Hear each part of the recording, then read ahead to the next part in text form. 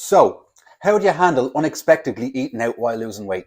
Stick around to find out, as my answer might surprise you. By the way, I'm AJ, an online coach. If you find this sort of stuff useful, drop me a follow. As strange as it may sound, I recommend if you find yourself eating out unexpectedly whilst calorie tracking, that you choose a place such as Burger King or McDonald's over getting something at the deli. Fast food is standardized from restaurant to restaurant, whereas a wrap may be 500 calories in one deli and 750 calories in the next, depending on the preparation method. If you do eat in fast food places, swap the fries for a fruit bag or a side salad and a drink for a 0-calorie option, such as Coke Zero or Pepsi Max. This process is about taking as much control over what you eat as possible, and sometimes that means choosing what is seen as unhealthy, even if that sounds counterintuitive.